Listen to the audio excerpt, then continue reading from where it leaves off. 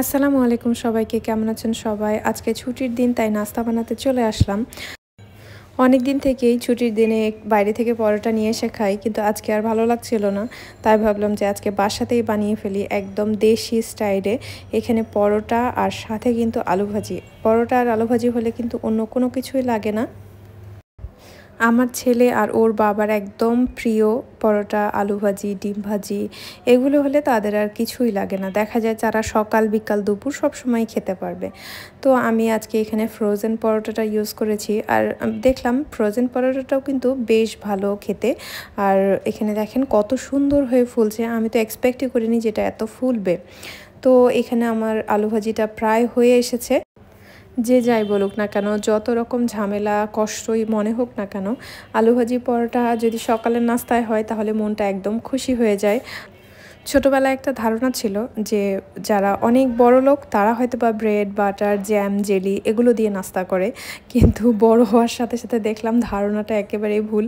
যারা আমার মতো অলস তারা রুটি বানাতে পছন্দ করে না, ব্রেড বাটার খেতে পছন্দ করে।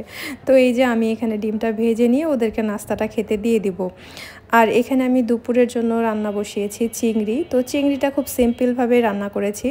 আর নাস্তা করার সাথে সাথে আমি এটা বসিয়ে দিয়েছিলাম যে শুক্রবার যেহেতু অন্যান্য দিনের মতো সময় পাবো না, অনেক ব্যস্ততায় কাটা আজকের দিনটা।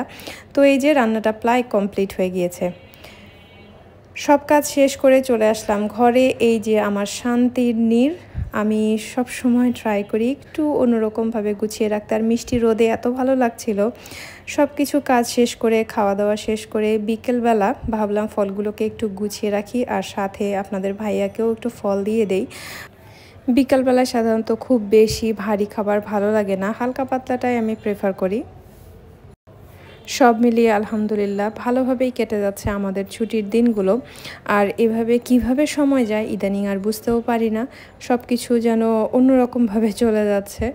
আর 2024 তো শেষ, 2025 আসছে। কার কী প্ল্যান অবশ্যই কিন্তু আমাকে জানাবেন। আমি সাধারণত কোনো প্ল্যান করে চলি না, তারপরেও দেখি এবার কোনো কিছু করতে পারি কি না। ইনশাল্লাহ ট্রাই করব। শীতে সবার কি অবস্থা? এদিকে তো মোটেও ঠান্ডা নাই। ঠান্ডার যে আমেজটা এইটুকু শুধু সকালবেলা বোঝা যায় আর রাত হলে বোঝা যায়। তাছাড়া মোটেও ঠান্ডা পড়ে না এই পাশটা। আর সাধারণত আমাদের ওই পাশটাতে অনেক ঠান্ডা পড়ে, এত পরিমাণে ঠান্ডা যে বলার বাহিরে। ছোট ছোট করে কিছু ব্লগ শেয়ার করি আপনাদের সাথে। ভালো লাগলে অবশ্যই আমাকে কমেন্ট করে জানাবেন। আর অবশ্যই শেষ পর্যন্ত ভিডিওগুলো দেখে আমার সাথেই থাকবেন। ভালো লাগার জায়গা থেকেই আসলে ভিডিওগুলো শেয়ার করা। আপনারা সবাই অনেক ভালো থাকবেন, আমার জন্য দোয়া করবেন। আজকের মতো তাহলে বিদায় নিচ্ছি, টাটা।